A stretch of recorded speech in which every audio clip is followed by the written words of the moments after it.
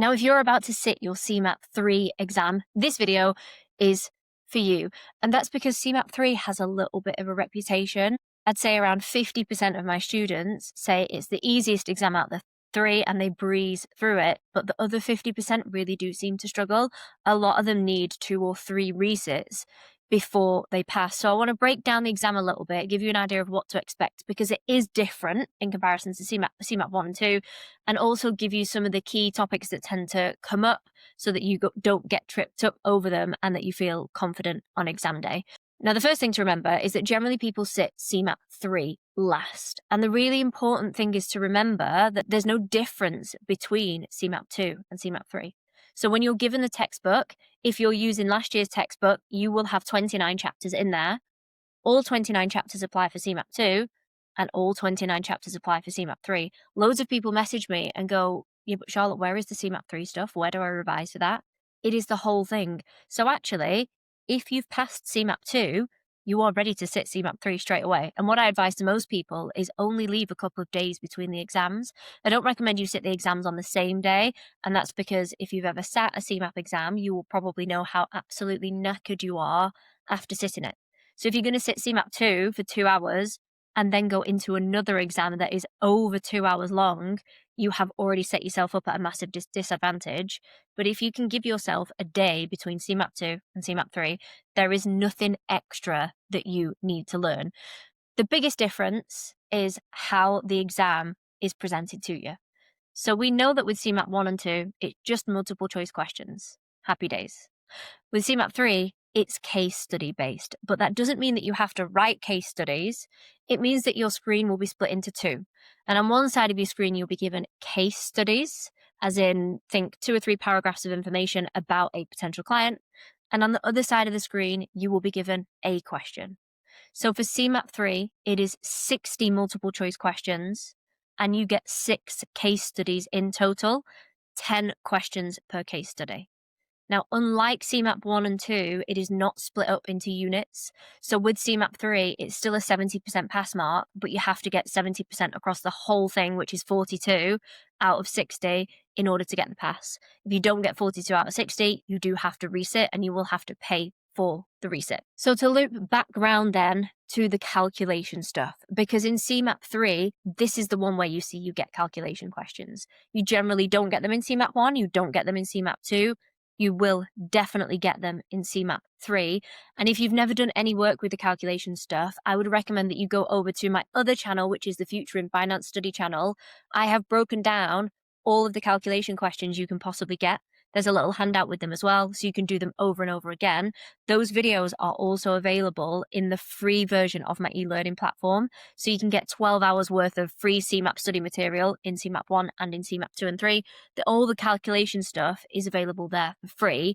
But what I will say about the calculations is you will not get more than 5 or 6 calculation questions. Actually, if you're really unlucky, you will get 5 or 6. Most students feedback that they get around 3.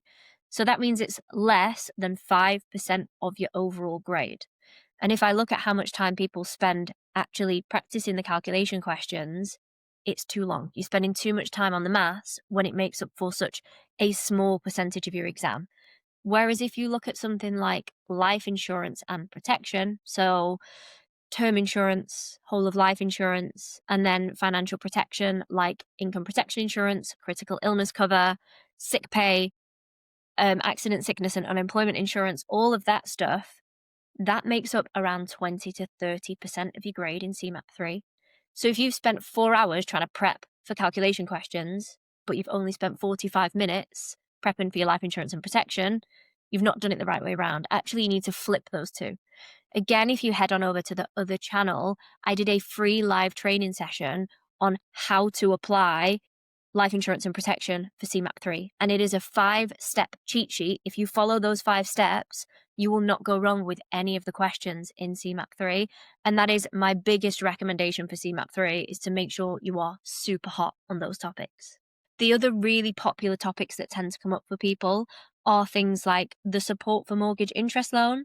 So remember, that's the government-backed scheme where you can get a loan to pay the interest on your mortgage if you qualify for it. Again, those handouts are available for free in the free bit of the e-learning platform. Bridging finance is another one. So bridging finance is generally short-term borrowing to bridge a finance gap. There's quite a lot that you need to know for CeMAP 3 when it comes to bridging. You also need to know about things like planning permission. So what are the restrictions and the requirements for permitted development? Where do they sit?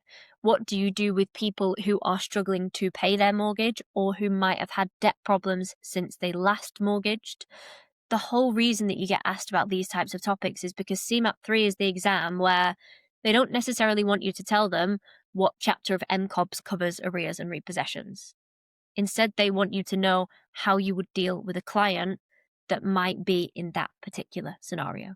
So where CeMAP 1 feels very much a do you remember the right sentence from the textbook, CeMAP 2 is a little bit more general based in a sense of the house buying process, which you might feel more familiar with. CeMAP 3 is then putting both of them into practice. Now, you can sit CeMAP 3 first out of the 3 exams. I wouldn't recommend it. And the reason for that is you need some knowledge from CeMAP 1 and all of the knowledge for CeMAP 2. So I would suggest that you sit CeMAP 3 last.